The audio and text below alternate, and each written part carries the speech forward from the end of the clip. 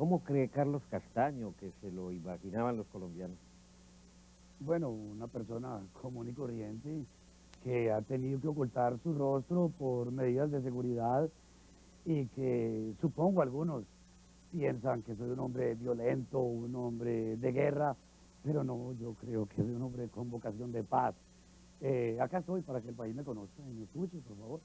¿No se va a arrepentir de dar la cara? Bueno, creo que no. La verdad, por dos razones no lo había hecho antes, mostrar mi rostro, ¿no? La posibilidad de caer herido en un combate y no ser asistido clínicamente por ser capturado, ¿no? Y la posibilidad de salir eventualmente a una ciudad, ocasionalmente. Hoy en día ya han pasado 5 años y no he salido a una ciudad. Creo que ya he vencido esa tentación, sí. Y caer herido en un combate ya es muy difícil porque vivo en zonas bastante protegidas con una seguridad realmente difícil de que lleguen a mí.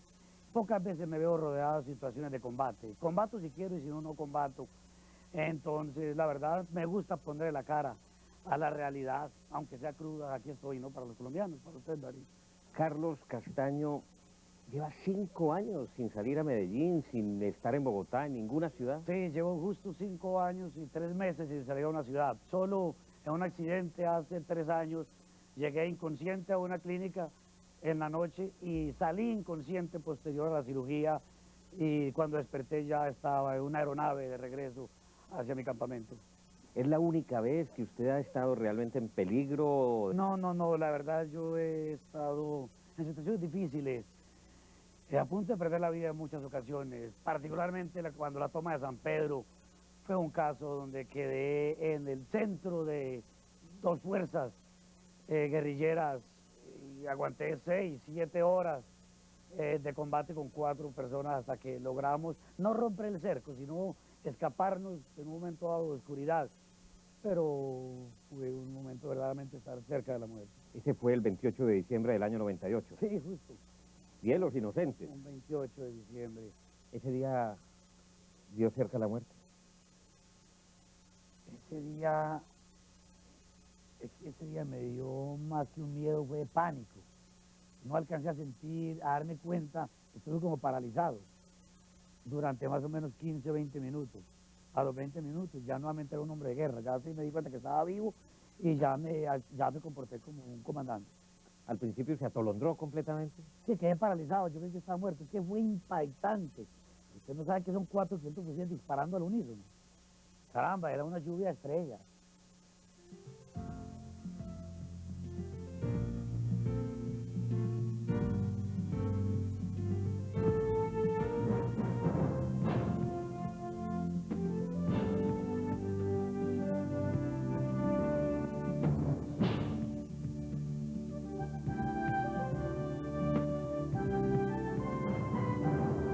Tiene fama de ser intolerante. No, no, no, no, no, de ninguna manera. Yo soy un hombre excesivamente tolerante. Yo lo que no puedo ser tolerante es con respecto a métodos atroces para transformar un país, con respecto a destrucción de pueblos, con respecto al secuestro de personas honestas para financiar una causa supuestamente justa. Yo soy tolerante, por el contrario. Está usted censuró usted hace unos minuticos, las formas de lucha de la guerrilla. Guerrilla que llega a un poblado, masacra, destruye la población, utiliza cilindros de gas. ¿No hacen lo mismo las autodefensas? Por ejemplo, lo que acaba de suceder, según se ha denunciado, en el Salao, en Ovejas, en la Sierra Nevada de Santa Marta. Puede que tenga las mismas connotaciones, las mismas características, pero son cosas completamente diferentes. A mí me duele cosas como lo que se presenta en Bolívar, desde luego que sí. Yo quiero decirle incluso al país que mi ética no admite el asesinato. Es más, no concibe acabar con la vida de otra persona, sino en casos extremos de defensa propia.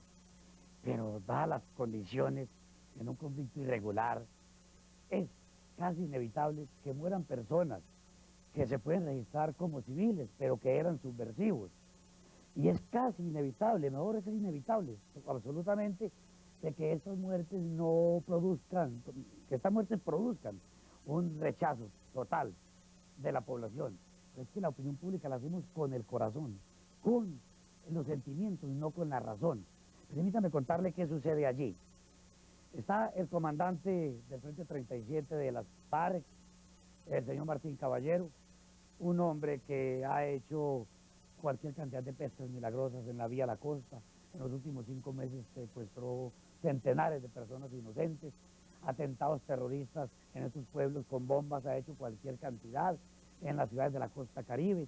Es una guerrilla de medio tiempo, una guerrilla virtual. Está en la tarde y en la noche duermen como campesinos. Existen un día como guerrilla y al día siguiente son campesinos. El segundo comandante de este frente, el señor, se me escapa en este momento el nombre verdadero de él, Emmanuel Ortiz, desertó del frente por un problema interno. Estuvo a punto de ser fusilado por las FARC. Se presenta ante el bloque norte de las autodefensas, consultan conmigo la situación, se presentó con 15 hombres. Es así como esta misma persona fue quien dirigió la incursión al Salao y a Córdoba, en el departamento de Bolívar. Se encontró a la guerrilla, se combatió, el país lo sabe. El mismo Caballero llamó a pedir auxilio a algunas emisoras y a la Cruz Roja Internacional. Él mismo manifiesta 72 horas en combate, sostenido. Posterior a esto, optan ellos por crear un éxodo campesino, se camuflan dentro de ese éxodo, pretendían abandonar la zona de guerra como campesinos. Los 15 guerrilleros que habían acompañado al segundo comandante de este frente estaban con algunas escuadras nuestras cubriendo los caminos. Era perfectamente fácil identificar quiénes eran guerrilleros, quiénes no lo eran.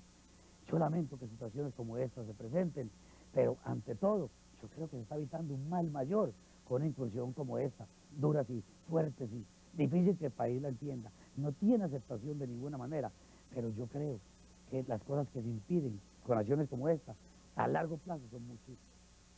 ¿Y qué decir, por ejemplo, de esas incursiones de los grupos de autodefensa en poblaciones inermes, prácticamente indefensas, a donde llegan en un momento determinado sus hombres y sacan la gente, la llaman a lista y por su nombre las van, dicen que torturando primero y fusilando después?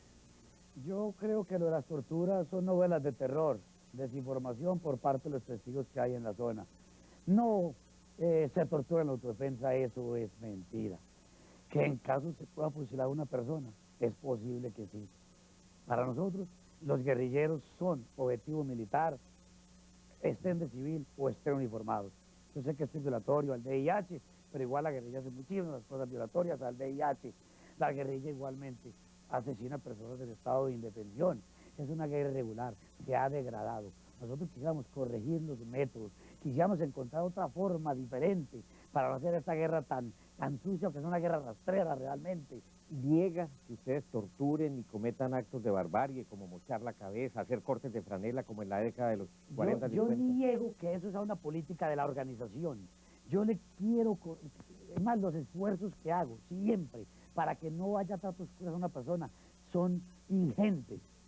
Permanentemente estoy tratando de corregir, ordenar investigaciones, sanciones drásticas.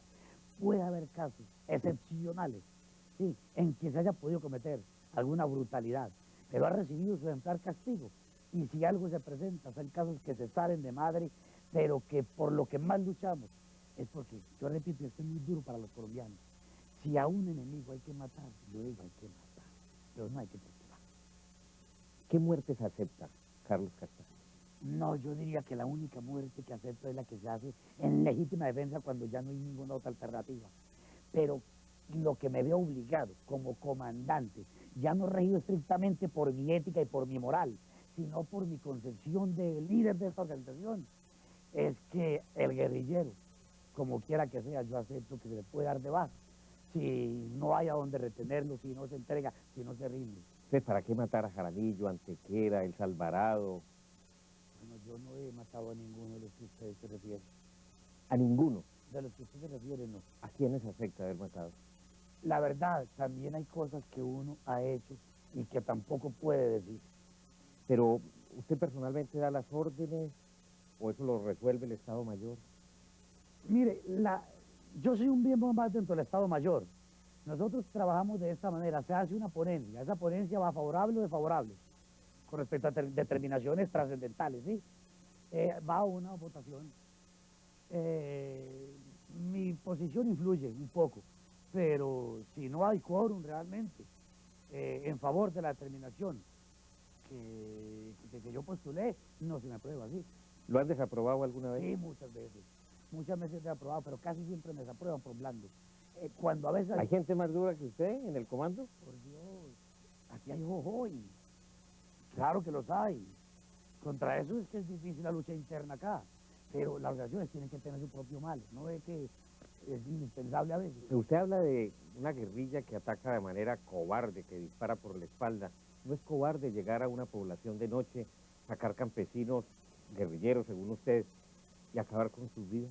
Yo pienso que es un método despreciable vernos obligados a hacer algo como esa situación. Pero ¿por qué no ordenamos las cosas como deberían ser? Primero, ¿por qué la guerrilla entonces permanece como población civil? ¿Por qué se disfrazan de civiles? ¿Por qué comprometen a la población civil? Porque no es un pueblo quien está acompañando a una guerrilla voluntariamente. Es un pueblo que está acompañando por temor, por intimidación, por presión, por el terror que produce esa guerrilla.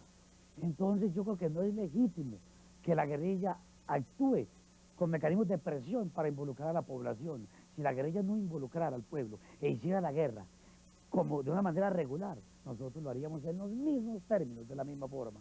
Usted ahora me mencionaba que tenía mucho sentido de la autocrítica. ¿Acepta errores, Carlos Castaño? Hago terror. Ah, no, ¿acepta errores? Desde luego que se cometen errores. Hay casos donde hemos debido haber actuado con mayor prudencia. Durante 3 años, por ejemplo, actuamos bajo unas normas que implicaban que eran objetivo militar también los colaboradores voluntarios de la subversión, mas no lo eran los colaboradores por obligación. Hoy en día, por ejemplo, ya el colaborador voluntario ha dejado de ser objetivo militar para nosotros. Hemos tratado de dar muestras de que corregimos las cosas. Invitamos entonces a los campesinos que colaboran por voluntad a que o son guerrilleros y se uniforman o no lo hagan, mejor abandonen la región mientras estemos en estado de guerra. Entonces hay cosas que se han corregido en la autodefensa. Muchísimas. ¿Acepta, por ejemplo, que haya caído mucha gente inocente a veces en este tipo de muertes colectivas? Acepto que caen inocentes en la guerra, es inevitable, es doloroso. Hace 8 días me preguntaba a alguien si habían muerto niños en la incursión a Bolívar. Dije categóricamente no. Posterior a eso descubro de que hubo una niña de 6 años. Eso a cualquiera lo descompone. A mí me descompone saber que sucede eso. Usted como padre de familia que lo es, tiene 2 hijos, una niña de 13 años, según entiendo. ¿Qué sintió cuando vio caer, cuando supo y verificó que efectivamente había muerto en este combate del que hablamos una niña de tan solo 6 años? La verdad no pude evitar un momento de un choque conmigo mismo, de dolor, sinceramente.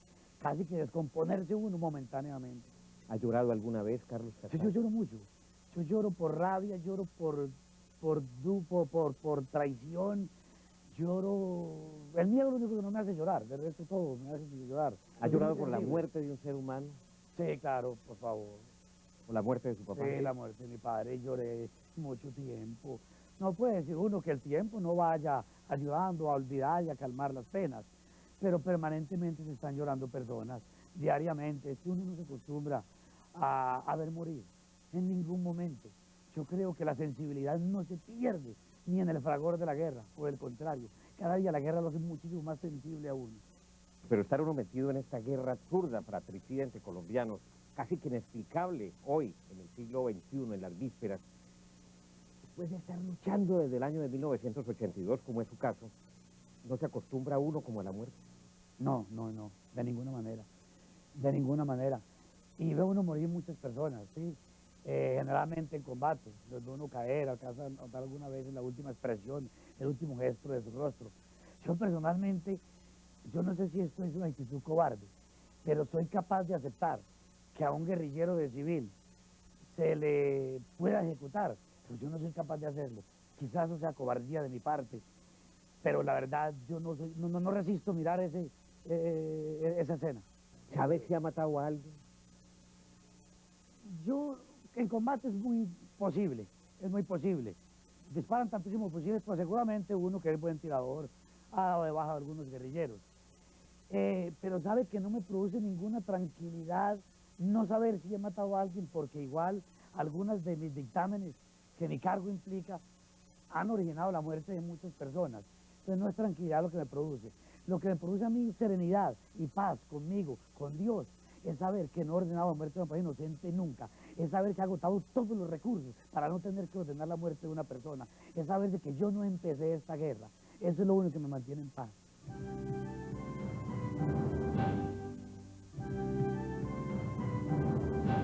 Tenía usted 15 años en ese momento, vivía en Amalfi, en el departamento de Antioquia. ¿Cómo recibió la noticia del secuestro de su señor padre, don Jesús Antonio Castaño? Nosotros vivíamos en armonía, en un hogar campesino, en el área rural del municipio de Amalfi.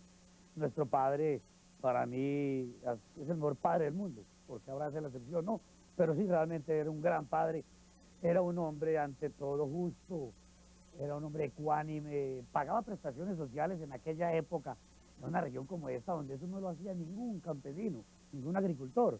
Mi padre era un hombre de familia realmente, a quien agradezco todo lo que soy, y la precaria formación que alcanzó a ofrecerme ha sido valiosa en lo que estoy haciendo. Fue una tragedia de lo que uno no quisiera recordar mucho.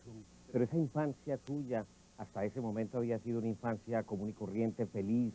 Sí, sí, sí, estudiante, en las vacaciones estaba en la finca trabajando, en épocas de descanso vendíamos queso en el pueblo cuando se bajaba el precio de la leche.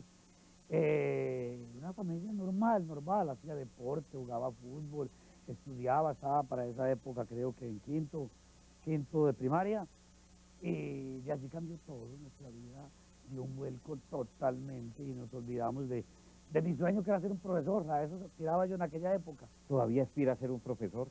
Sabe que sí, me gustaría ser un profesor, me gustaría enseñar. Yo admiro mucho a la persona que enseña lo que sabe, y la academia me ha llamado la atención toda la vida. ¿Se siente frustrado de no haber podido terminar bachillerato? Estudió hasta tercero. ¿Quisiera estudiar en este momento de su vida? Frustrado no, precisamente.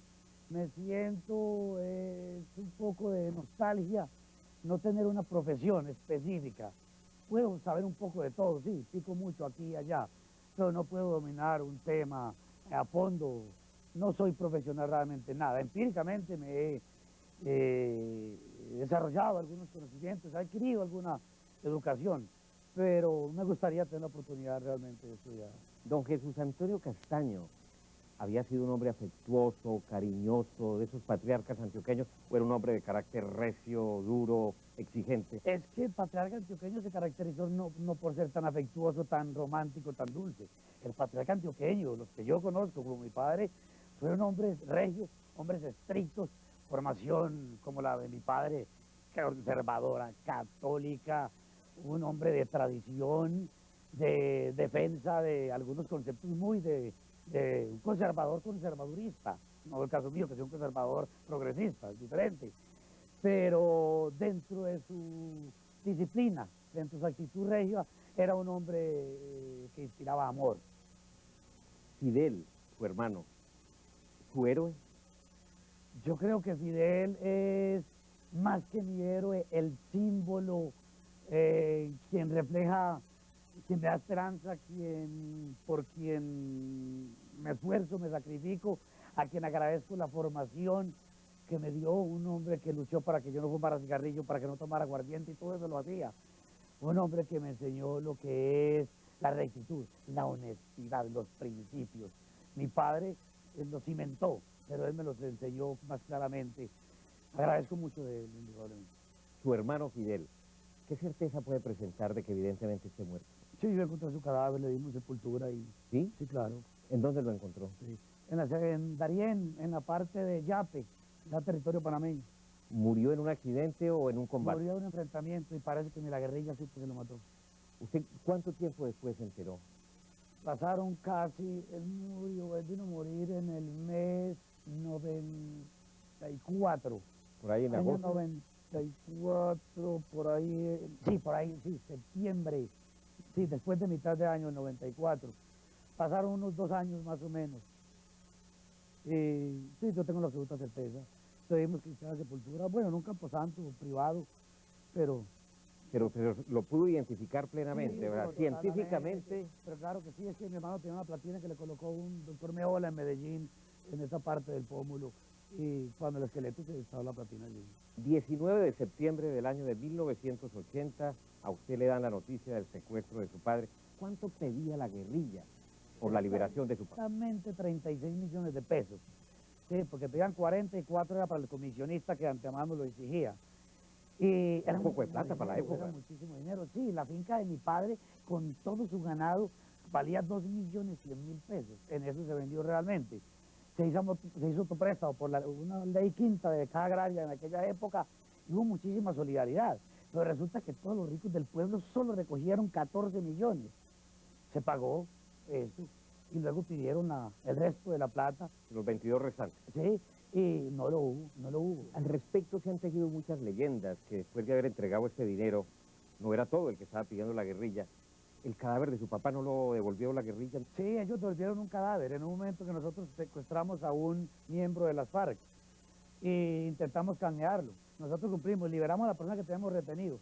Cuando al tiempo comenzamos a hacer algunos exámenes médicos que se hacen, y por dentadura y algo se nos cuenta que no era el cadáver de mi padre. Ni siquiera eso fueron capaces de cumplir. Carlos Castaño, a partir de la muerte de su papá, nacen en ustedes unos sentimientos de odio y de venganza que de alguna manera son el germen de las autodefensas, como se ha dicho. Yo sentí ese día deseos de venganza, y durante un tiempo. Pero la verdad, en la medida en que la guerra avanza, se extiende, o sea, en el tiempo, en la distancia, comienzan a mirar de que cada día tendría más razones para odiar a más personas. Posterior a eso, fui mirando que la guerra ya no era algo por venganza, sino una necesidad. Y comencé a mirar de que mientras haya intereses humanos, la guerra podrá hacerse presente. La guerra es terrible, mire, pero cuando él llega y toca la puerta de su casa, un hombre tiene que enfrentarse a lo que sea. Yo lo que entendí ese día, que a veces hay que tener valor, y si no era posible recuperar a mi padre, que no le sucediera a otra cantidad de padres honestos que habían por allí. Se fue superando el odio. Hoy en día no tengo venganza, no odio, y desprecio menos. ¿No odia a nadie? Desprecio. ¿A quién? ¿A quién desprecia, por ejemplo? Yo más bien puedo contar qué desprecio. Desprecio a aquellas personas que son traidores, por ejemplo. He estado a punto de ser su víctima. Algo como eso produce odio. Yo creo que no hay nada más vil, más sucio que esa actitud de la traición. Yo pienso que más que reclamar hoy en día es cómo podemos impedir de que se repita y volvamos a un círculo vicioso de esta historia de guerra sin necesidad, ¿no? ¿Qué les ha sucedido a sus traidores? Sinceramente, yo un traidor, ahí sí sería capaz de matarlo yo mismo. Sí, la verdad, yo creo que una persona que con traición ponga en riesgo la vida de muchísima gente honesta. Es más, yo pienso que la persona no puede ser traidor ni siquiera a su guerrilla. Cuando hay un tipo de la guerrilla que traiciona a la guerrilla, yo lo recibo, yo le perdono mis vidas, pero jamás confío en él. Pero el traidor es una persona despreciable. Para mí, que se debe castigar con la pena de muerte cuando con su traición ha puesto en riesgo o ha conseguido que se mueran muchas personas, o puede hacer que se mueran muchas personas. Hoy no teme Carlos Castaño ser traicionado. Sí, desde luego, pero yo soy excesivamente desconfiado.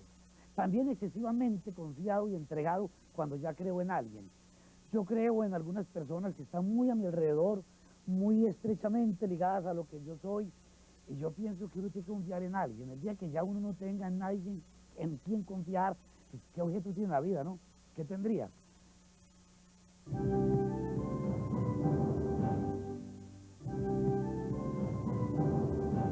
Carlos Castaño es conservador pastranista. No, yo no sé si Pastrana realmente es conservador. Sí, yo veo más la política como un método, como un mecanismo, como una filosofía. Yo creo que esa cuestión partidista tiende a desaparecer. ¿Qué opina del presidente Andrés Pastrana? A mí me parece que es un hombre valioso y de valor. Creo que audazmente se ha estado jugando todo su prestigio de pasar como un gran estadista y pasar a la lista de los grandes en nuestro país, o un hombre que pudo hacer algo similar a lo del presidente Belisario Betancur. Yo creo al menos que a mí me parece que hoy estamos más cerca de la paz que cuando se posesionó el presidente Pastrana. Pero la gente dice que al contrario, que estamos en un momento de más violencia, de más masacres, de más atentados, de más número de víctimas, si se quiere, desde el punto de vista estadístico. Era previsible. Históricamente se ha demostrado en estas etapas de los conflictos, el posicionamiento de cada uno de los actores del conflicto hace que se incremente la violencia. Lo ha hecho la FARC, lo ha hecho el ELN, hasta la autodefensa, ¿no? En la medida en que responde. Pero de otro lado yo miro que hay una guerrilla hoy en día que la conoce el mundo. Y eso es importantísimo. O sea, ¿está de acuerdo con la gira por Europa? Sí, desde luego, claro. Ojalá los llevaran a muchísimos otros países. Desde su óptica, Carlos Castaño, desde su perspectiva, a la luz del proceso que se está viviendo, ¿en cuánto tiempo avisora la paz para este país? Hablar de la paz es complejo. Yo creo que hay un proceso de negociación que indudablemente va a entrar en una etapa de cese al fuego. Yo particularmente lo veo. Yo creo que en enero del próximo año, y pienso que a fin de este año, estamos en un cese multilateral al fuego. ¿Usted lo va a aceptar? Desde luego, yo estoy listo. Yo ya le he ofrecido a la guerrilla incluso. En el momento en que lo haga el ELN y las FARC, de antemano cuentan con nuestra palabra de que lo hacemos. No somos nosotros el problema. Lo importante es que al conflicto, que al proceso de negociación se le ha metido pueblo, que era importante. Ya en Colombia hay que hablar en serio de sociedad civil. Las movilizaciones últimas muestran de que sí lo hay. Se le ha metido comunidad internacional. Y la presión internacional, la presión de la comunidad internacional es importante. No somos vistos sin dientes. Para quienes verdaderamente tenemos una vocación política de paz, es un factor muy a tener en cuenta. Es decir, no negociar hoy sería políticamente incorrecto. ¿Qué haría Carlos Castaño? ¿Qué harían las autodefensas si el gobierno le dice no al diálogo y a una solución política negociada con ustedes? No, yo quiero pensar mejor en que hay un gobierno sensato, en que la autodefensa es una realidad que no se puede desconocer, en que sin nosotros quedaría muy excluido, digamos, muchos sectores de la sociedad colombiana que se sienten representados por la autodefensa. Yo creo que hay que estar todos, yo creo que hay que hablar de un proceso de concertación nacional y de esa forma, si está la autodefensa, se enriquece el debate, se hace más importante la participación de todos los ciudadanos colombianos, nadie queda excluido. Yo creo que la autodefensa va a estar jugando un papel importante en el proceso de negociación. ¿En una mesa tripartita hacia el final del proceso? La guerrilla es reacia a aceptar de que la autodefensa se siente a su lado en este momento, que estamos dispuestos. Seguramente lo consideran inconveniente por razones que desconozco. Inicialmente pienso que se va a comenzar en una mesa paralela, donde sin duda alguna vamos a tener que conocer la autodefensa, los pasos que se están dando en la mesa de negociación de la guerrilla y el gobierno, e inevitablemente vamos a terminar unidos en una sola mesa, estrechándonos los brazos, ELN, FARC, gobierno y autodefensa. Yo no veo otra posibilidad. ¿Usted no tendría inconveniente en abrazar a Marulanda, a Jojoy, a Romaña, a Joaquín Gómez, a Raúl Reyes, a Cano, a todos? Yo estoy dispuesto a extenderles mi brazo, afectuosamente. Yo creo que acá definitivamente tenemos que desechar odios y rencores. Si no, no va a ser posible que vivamos en un país donde quepamos todos. ¿Está mamado en la guerra? Yo estoy cansado de la guerra desde que me abocaron a ella, desde que me tiraron sin ser ese mi campo. Pero no significa que continúe hasta el final, mientras este proceso de negociación no se haga con dignidad para Colombia. ¿Usted por qué no ha entrado al Caguán? Por respeto al señor presidente de la República, por sensatez, por una lógica que me dice, hay que respetar ese laboratorio hasta que él explote solo, o produzca su germen de paz, ojalá. ¿Están preparadas las autodefensas para emprender una batalla final, la madre de las batallas, como se dice en el argot militar, si el proceso de paz fracasa? Uno es consciente que es posible que sea necesario volver a la guerra ante una insensatez de la guerrilla. No quisiéramos que fuera así. No estamos preparados psicológicamente para esa situación.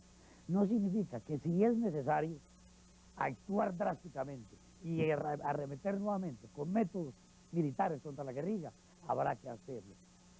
si no nos dan otra opción. En el caso de las exigencias, de las demandas del Ejército de Liberación Nacional, ¿por qué su oposición a una zona de despeje o de convivencia o de diálogo o de convención en alguno de los municipios o en un área restringida con unas reglas de juego diferentes en el sur de Bolívar, como ellos lo vienen clamando? No es tanto la autodefensa la que se opone a esto, aunque sí, pero la autodefensa no puede abandonar un clamor campesino como el de todos los habitantes de Coca, Tiquicio, de Puerto Rico, de los municipios del otro lado que están pidiendo Santa Rosa, Monterrey, porque es una región que la perdió el ELN militarmente.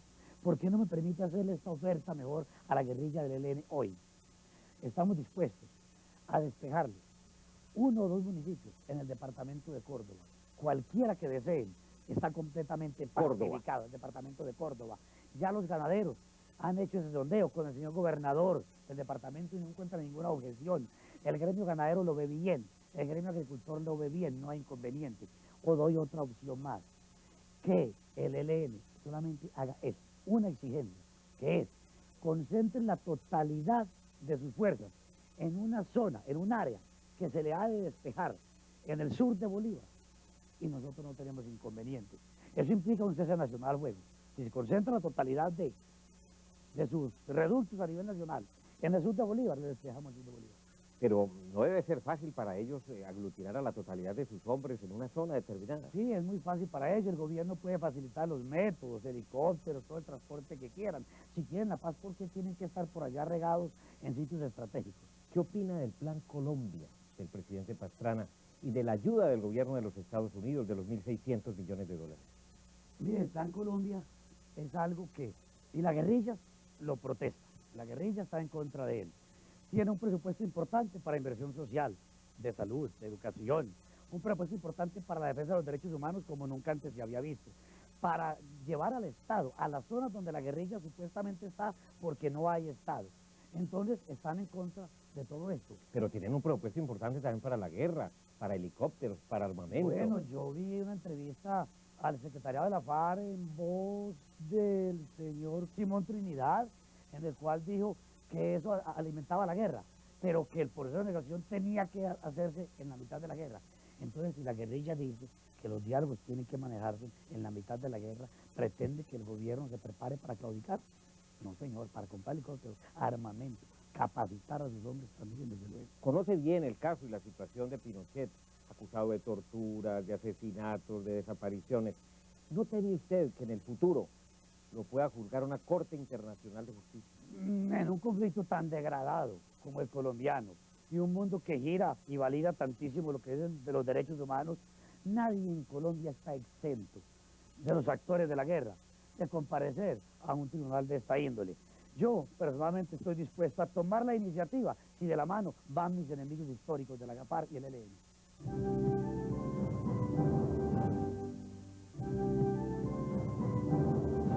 ¿Carlos Castaño es un hombre rico? No, por favor. El dinero que yo tengo tengo una finca de 350 hectáreas. Sí, tengo un hermano que tiene una finca de unas 500. La familia Castaño posee 1.500 hectáreas. Si el gobierno nacional no encuentra más de 1.500 hectáreas, automáticamente las obsequio, se las dono. A ver, usted nos había mencionado que su padre fue secuestrado y fue asesinado por la guerrilla de las FARC. ¿Otros hermanos también? Sí, claro, por Dios. Reinaldo cayó por la FARC, pero ya siendo autodefensa. Horacio, siendo autodefensa. Fidel, siendo autodefensa. Pero hay una que yo no, difícil de perdonar. El de una hermanita la secuestraron. En el momento del secuestro, saltó del carro, pensó que se le iba a escapar, le dispararon y la mataron. Estaba estudiando en IAFIT. Entonces... ¿El ELN o las FARC? FARC. ¿Ese lo perdona? Yo tendré que echarle tierra a eso, digámoslo en antioqueño. ¿Qué más perdona Carlos Castaño?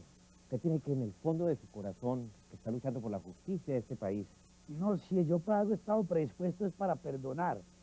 Yo creo que si no es a través del perdón no va a ser posible. Yo lo que no puedo perdonar a alguien es mientras yo vea que puede seguir haciendo atrocidades como las que me han hecho. ¿Cuál es la más brutal que ha recibido de todas? No, la de mi padre. Sí, sí, indudablemente. Que Fidel al fin y al cabo muere, pero estaba en su ley, era consciente de esto, y los demás hermanos. Pero el caso de papá no, es un caso que no puede ser, pues no es aceptable. Pero usted No se hay- imagina lo que sería de este país, donde cada colombiano se tomara su justicia por su propia mano. Sería preocupante, sería doloroso. Es más, yo voy más allá.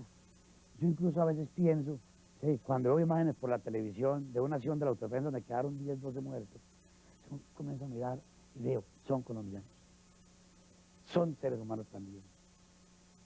Tienen familia, como la suya, como la mía. E independientemente de que sean subversivos y hayan caído uniformados o de civil, representan la tragedia de la guerra. Y entro en contradicción, ¿sí? Y digo, ¿por qué? ¿Por qué tiene que presentarse esto, no? De alguna forma son víctimas, los unos y los otros. Por eso a mí me duele la guerra.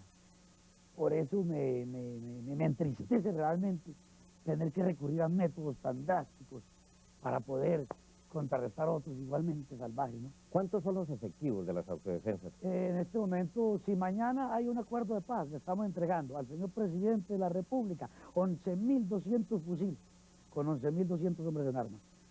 Si lo hay mañana. Eso es una fuerza casi igual a la de las FARC, vale una millonada. La FARC debe tener 20.000 hombres. 20.000 hombres y el ELN.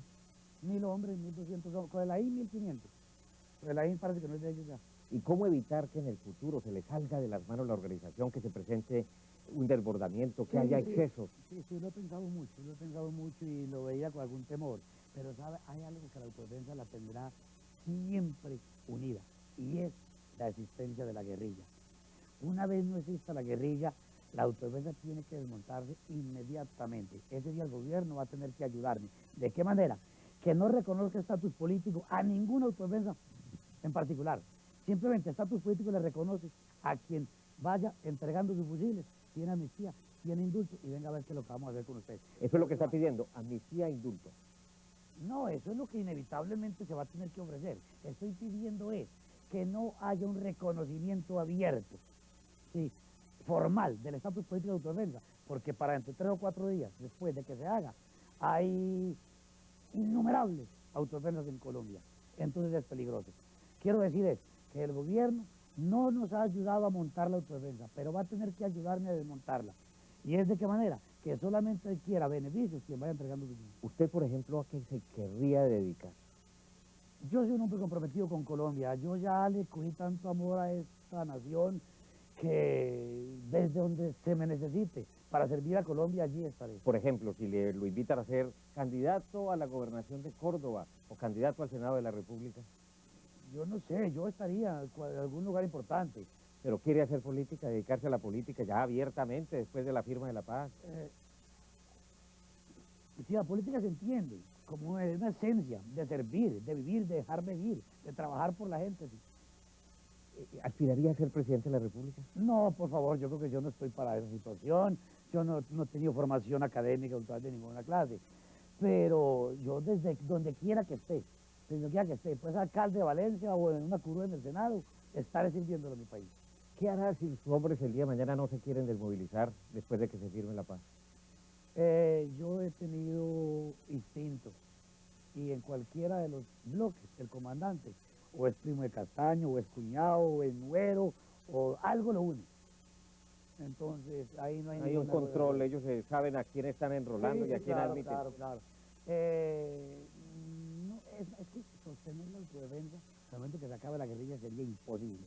Porque ya los contribuyentes también dejarían de hacerlo. Una razón sí, y la otra es que la unidad a nosotros nos las ofrece, la representa es la existencia de la guerrilla.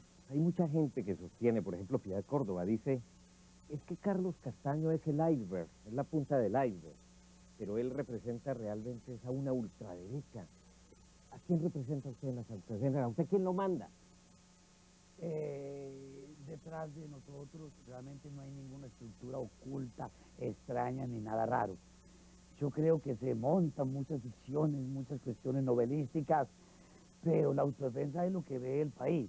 Es una organización armada que tiene una base social importante, sólida, que es apoyado en gran parte por personas que lo hacen voluntariamente, pero no es un aparato de extrema derecha, primero, no es un aparato de grupos económicos ni de gremios económicos, eso ha quedado muy claro.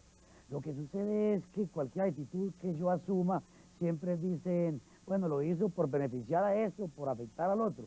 Yo ante todo lo que tengo es identidad y criterio.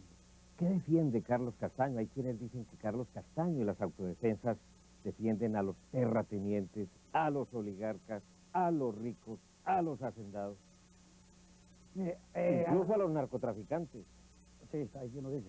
A la oligarquía colombiana, que es lo que más se dice, que es lo que defendemos nosotros, no es verdad. Nosotros, es más, es que la oligarquía en Colombia tiene autodefensa propia, ejército y policía. Acá siempre las verdaderos poderes económicos en Colombia siempre han tenido quien los defiende, la policía y el ejército. Quienes no tienen quien los defienda en Colombia es la clase media. Y es hacia donde la guerrilla enfiló sus baterías. Entonces, la autodefensa está defendiendo intereses de la clase media colombiana, del arrocero, del bananero, del algodonero, del pequeño agricultor, del transportador, del ciudadano común y de muchísimos campesinos, clase popular. Nosotros del narcotráfico, yo he sido uno de los críticos más acervos contra el narcotráfico. Yo he sido el que más desprecia el narcotráfico. Tengo casi que una animadversión natural contra ellos. Porque 8 años de autodefensa que hicimos en Puerto Boyacá, entró el narcotráfico y en un año lo destruyó y decretaron la ilegalidad de la autodefensa. Entonces yo no voy a defender intereses de narcotráfico ni hoy ni nunca. Sucede sí que muchas veces nos movemos en los linderos en Colombia, nos movemos en la frontera de una cosa y la otra. Yo no puedo decir a mis hombres no defiendan esta finca, esta casa, este carro, esta empresa porque es de un narcotraficante. Yo no estoy defendiendo un negocio ilícito, yo estoy defendiendo los bienes de un colombiano, de un ser humano, y quien se beneficie de una seguridad que yo brindo, pues tiene que... ¿Pero esos narcotraficantes le pagan? No me pagan por ser narcotraficante. Usted va a una región, como por decir algo, el Alto San Jorge, el Alto Sinú, el Cesar, cualquier lugar, 100 fincas, 20 son de narcotraficantes. Más o menos esa es la estadística que yo manejo. Y todos le pagan, las 100. Las 100 me tienen que pagar, exactamente. Le tienen, no voluntariamente, le tienen que pagar. Sí, señor, yo también soy extorsionista. Lo que pasa es que casi concertaba la extorsión para no incluir en un delito al que quiere colaborar. Simplemente se le manda el vacunador, llamémoslo así, muy similar a como lo hace la guerrilla, solo que yo lo hago con más cariño, soy amigo de ellos, pueden pelear precios, pueden no pagar y pagar otro más adelante, más de amistad, pero sí tienen que pagarlo todo. ¿Y si no paga? Y si no paga, entonces se le dice, señor, usted tiene ganado ahí, o entonces venda parte de la parcela y de algo de esa forma. ¿Quién le fija la cuota? ¿Quién le pone la vacuna? ¿Usted, su gente? No, un momento, es que usted no me puede ver a mí como un chepito con un maletín negro por allí buscando a ver quién me va a colaborar. Simplemente en una región donde esté, donde llega la autodefensa, es primero porque fue solicitada por sus habitantes. Y a mí no me interesa saber ni quién aportó ni quién no aportó. Yo digo, cuesta tanto la seguridad de esa región, yo asumo la responsabilidad, van a haber tantos hombres, hay que darles una bonificación pequeña para sus familias, de pronto caen a la cárcel, de pronto queda muerto uno a la viuda, hay que colaborarle durante tantos meses, porque el acuerdo que hay, ustedes me tienen que reunir esa cantidad de dinero a mí. Hasta ahí es mi responsabilidad, ellos la recogen. ¿Cuál es el presupuesto de las autodefensas de Colombia, Carlos Castaño? Es muy difícil tener una estadística completa, porque es que la autodefensa es muy polifacética en su estructura. Hay autodefensas que no cuestan nada, por ejemplo, porque hay una autodefensa como la del Alto Sinú en el departamento de Córdoba. La autodefensa son todos los hijos de propietarios de la finca. Son los muchachos de las universidades de Barranquilla, de Santa Marta, de Montería, que vienen a pasear. Es una gente nativa de allí, es toda la región. Esa autodefensa a mí no me cuesta nada. De una región como esa sobra dinero para otras regiones donde no hay problema. Con la coca ha sido fácil, por ejemplo. En este momento, con la coca en el Catatumbo, sí, estamos financiando todo el bloque norte de las autodefensas de Córdoba y Urabá. Estamos financiando 3.200 hombres. ¿Pero son de cocaleros que le brindan a usted voluntariamente también ese apoyo, ese respaldo? Simplemente hay una economía, hay 20, 30 mil hectáreas de coca en el Catatumbo. Esa coca, cuando la autodefensa llegó allá, La matica más nueva ya tenía 1 año. O sea, la sembró la guerrilla, no fuimos nosotros. Estaba todo el campesinado. Mientras la guerra esté, a esos campesinos yo les estoy cobrando para menos, pero lo mismo que les... Gramaje, lo que la guerrilla llama el impuesto de gramaje. Sí, que sale 1000 kilos de hoja. Entonces tiene que pagar. Yo no sé las cifras, que lo maneja el frente allá. Pero sé que de ahí se financia el Frente Norte. No hay laboratorio de cocaína, no somos exportadores de cocaína, o sea, no somos narcotraficantes. Pero pretender ignorar que el conflicto colombiano y el narcotráfico se retroalimentan sería una falacia. ¿Qué porcentaje de la financiación de las autodefensas puede provenir de hacendados y de finqueros que estén dedicados al narcotráfico? No digo finqueros y hacendados vinculados al narcotráfico. Para mí el narcotraficante es uno y el finquero y el hacendado es otro. De narcotráfico y narcotraficantes debe financiarse el 70%, como en la guerrilla un 90% más o menos, entre secuestro y narcotráfico.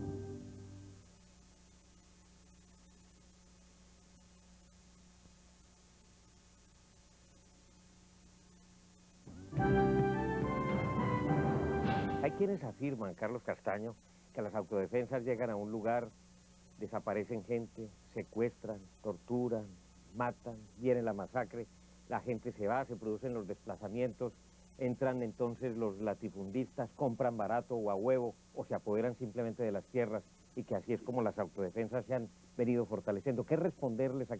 Yo pensé que esa tesis ya había caducado, ¿sí? Eso es lo que decía anteriormente la guerrilla. Yo recuerdo hace 10 años, cuando llegamos al Alto Sinú, que es porque queríamos apropiarnos de las tierras del Alto Sinú. Luego hicimos una reforma allí, se regalaron 15.000 hectáreas y nos fuimos para el San Juan. Cuando llegamos a San Juan dijeron que era para apropiarnos de unas tierras que habían allá abandonadas. Hicimos otra reforma agraria, hay hoy en día armonía entre los dueños del capital, se ha recuperado la normalidad social, o se han creado más de 300 kilómetros de carretera, infraestructura vial, centros de salud, educación, lo ha hecho la autodefensa. Mire, la persona que piensa que uno por un interés económico es capaz de sacrificar lo mejor de su vida, su libertad, tener que vivir en la clandestinidad, tener que abandonar casi que a su familia, a sus hijos, tener que vivir en condiciones tan precarias como nos toca a nosotros, porque por un interés mezquino. Yo creo que no, por Dios, se tiene que sentir mucho corazón de patria para uno ser capaz de hacer lo que hace, meter toda una vida a una causa justa como esta, cuando lo que recibimos es ingratitud por parte del gobierno que se ha obligado a hacerlo, por parte de la Fuerza Armada que tiene que decir que somos bandidos, por parte de todo el país. Dios quiera que algún día se reconozca nuestro sacrificio y lo que hemos hecho por Colombia. ¿Usted no se siente un bandido? Por favor, de ninguna manera, de ninguna manera. Una vez me tocaron mi dignidad, el presidente Samper ordenó una recompensa por mí. Yo me miraba... 1.000 millones de pesos. 1.000 millones de pesos. Ese día, hasta ese día, yo descubrí que había colombianos que me consideraban bandido. Yo imaginé que me consideraban un patriota. Caramba, eso fue un choque psicológico. Quiero decirlo, la única vez en mi vida que estuve tentado y vacilar. No digamos de devolvérmela al Estado, al gobierno, pero sí de decir hasta hoy, me voy, vendo 4 vacas que tengo y me voy a vivir a cualquier otro país. Fue en esa ocasión. Pero al contrario, me calmé y ese día dije, con mayor razón, cuando en Colombia hay personas que suben a la presidencia como es que hay que seguir luchando por este país para que realmente sea gobernado por gente seria, por gente honesta. ¿Qué le dijo su mamá cuando vio ese anuncio por televisión y por los medios de comunicación que por su cabeza ofrecían 1.000 millones de pesos? Una mamá que tiene 70 años. No tanto mi madre, mis hijos estaban en Londres cuando comienzan a satanizarlos en su colegio, el problema, su padre, y yo a mis hijos les había dicho toda la vida de que yo era una autoridad en Colombia. Sí, como ellos se habían ido pequeños, no alcanzaron a percibir lo contrario. ¿Cuántos años tienen hoy? Tiene 14 años la niña y va a cumplir 9 años, Carlito, sí. Pero el choque fue impresionante. Aparecieron en Colombia a los 15 días. Y dije, ¿qué hago con esta familia aquí? Dios mío, bendito. Sí, que sabe que la guerrilla me los secuestra, me los mata para descomponerme o para cualquier cosa. Entonces, comenzar a entregar el fusil, entregar el mando de ser comandante y ser padre. venga, siéntese a hablar con ellos, convencerlos. Pero ante todo tenía que superarme yo. A mí mismo me causó un choque muy, muy fuerte. Hoy en día yo creo que en Colombia hay muchas personas que deben decir que bien, yo no debo ser un patriota, puede que no me consideren así, pero sí deben ver que las intenciones son buenas, que los métodos son drásticos, pero hay muchos colombianos, la gran mayoría debe entender que cuando se trata de mandar, cuando se trata de ejercer la autoridad, es muy difícil uno ser regido por estrictas normas morales. Es más fácil uno regirse por lo que le conviene a la comunidad, lo que le conviene al país. Y la verdad es que yo he sido muy claro, muy abierto. Yo le he contado al país qué he hecho, he negado lo que no he hecho, siempre he estado dispuesto a aclarar al país. Y no me arrepiento de nada de lo que he hecho. ¿No se arrepiente de nada? Es decir, De ninguna de las muertes, de nada, absolutamente nada. yo me arrepiento de no haber podido enfocar esta guerra de una manera no tan violenta. De pronto de haber esperado más antes de decir, bueno, a ganar. O un día yo dije, las guerras son para ganarlas y punto. Y decía, y si los narcos me ayudan, les recibo ayuda. Y si el ejército me ayuda, les recibo ayuda, aunque nunca lo han hecho. Y si se quiere unir conmigo el diablo, me uno al lado del diablo, pero va a acabar esta guerrilla. Pero fue porque yo sí agoté recursos, de pronto no todos. No sé si prematuramente me convencí de que la guerrilla, por métodos pacíficos, no era posible llevarla a negociar. Y no sé, la historia dirá si estuve equivocado o no. Vamos a esperar. Lo que no me arrepiento es de las cosas que he ordenado. De pronto me arrepiento, más que arrepentirme es que me duele cómo se presentaron ya sobre el terreno. Pero yo creo ante todo que lo he hecho convencido de que lo he debido hacer y he mostrado resultados. ¿Su mamá lo entiende? No, de ninguna manera. Es que en mi familia y mis hermanos, los que quedan vivos, ninguno entiende que alguien como yo, siendo el niño del hogar, tenga que hacer lo que le correspondería hacer a los jerarcas, a los gobiernos, al Estado, a las Fuerzas Armadas. Pero, es más, no son ni solidarios, son más bien respetuosos con lo que hago, ¿sí? ¿Nunca lo ha regañado su mamá? ¿Nunca le ha dicho, le ha implorado, mi hijo, retírese de eso? Yo le he mostrado a ella que para atrás el camino está cerrado. Yo ya he logrado hacer que tome conciencia que la salida es hacia el norte, hacia el proceso de negociación, hacia la paz y triunfando. Sus hijos también lo entienden después de que usted les trató de explicar, de decir exactamente cuál era el sentido de su lucha. No, mis hijos de ninguna manera lo comprenden. Entienden más cada día el porqué de lo que pasa en Colombia, pero en la medida en que más entienden, menos comprenden el por qué tengo que hacer esto, ¿no? ¿Es verdad que usted les manda de vez en cuando videos acerca Sí, de... sí, permanentemente, permanentemente. ¿Es su manera de relacionarse con ellos?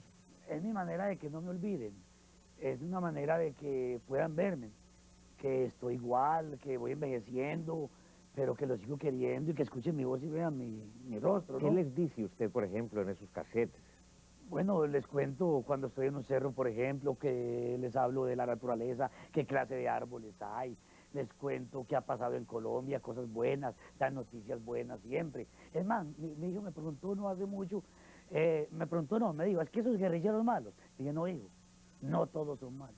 Hay algunos malos, hay otros que son buenos, igual que en todas partes. Pero usted les ha mandado videos de los combates. No, por favor, ellos no tienen ni idea que yo participo en un combate. ¿Sí? ¿Por qué les oculta eso? Bueno, yo les he dicho a ellos que hay un día en que las cosas se pueden saber. Hoy en día seguramente, si esta parte de la entrevista se transmite, ellos van a preguntarse allí, bueno, papá, ¿por qué no nos habías dicho? Igual lo que le contesté ahora, ¿por qué mostré el rostro hoy? Porque la verdad, yo quiero que ya el país vaya enfrentando al Carlos Castaño y mis hijos a su padre. ¿Cuánto hace que no los ve? No, afortunadamente los vi a principio de, es decir, octubre. Ellos tienen calendario B allí. Entonces vinieron antes de diciembre. Es muy difícil un encuentro de esos en medio de la persecución que usted tiene encima. No es tan difícil. Lo que sucede es que al llegar a Colombia para salir les ponen problemas, ¿sí? Entonces me toca que lleguen a Panamá, entre clandestinos, y se hagan clandestinos nuevamente, porque como aquí se necesita un permiso del padre para los niños abandonar el país. A ver, ¿los niños cree usted que lo van a perdonar el día de mañana cuando se enteren de la magnitud de la guerra que ha librado? yo no sé si ellos puedan entender que una organización bajo mi mando pudo haber cometido tantísimos actos y algunos que sí han sido feroces realmente y han habido actos de barbarie que tampoco se pueden desconocer. ¿De qué me sirve a mí decir que yo no sabía o no pude? De todas formas, lo hizo la autodefensa y no lo pude evitar. Créanme que yo trataré de explicarle a ellos así como le estoy explicando a usted lo mismo. Añoro que me comprendan. ¿Le gustaría que alguno de sus hijos, sobre todo el hombre, Carlos, el día de mañana siguiera sus pasos? No, no, no, no, no, por Dios, nunca, nunca, nunca, nunca. Yo quiero ver a mi hijo en un quirófano atendiendo a un paciente, o lo quiero ver en una universidad enseñando una cátedra, dando cátedra en algo. Yo no quiero que les toque eso. ¿Por qué? Porque esto es muy difícil, esto es muy duro. Se sufre permanentemente, las contradicciones en que está siempre. ¿Sabe usted lo difícil? Muchas veces uno tiene que elegir 3 veces el mismo día entre lo que está bien, que uno sabe qué es, y lo que tiene que hacerse porque conviene para el país, en detrimento de la imagen de uno. No, no, es muy duro, por Dios. ¿Qué es lo más duro de esta guerra que está librando? ¿La soledad de pronto? No, la ingratitud. Porque uno cuando cree que hace algo que sirve y que es positivo, a cada momento quiere estar esperando manifestaciones más de las que se presentan. Pero me duele es ver que organizaciones o instituciones que no tendrían por qué tildarme, como la policía, el ejército, en los términos que refieren hacia mí, lo hacen tan despectivamente, tan... sí, me duele es que me vean como un monstruo y me vean como un ser humano que sufre y se sacrifica por Colombia. Eso me produce dolor y contradicciones.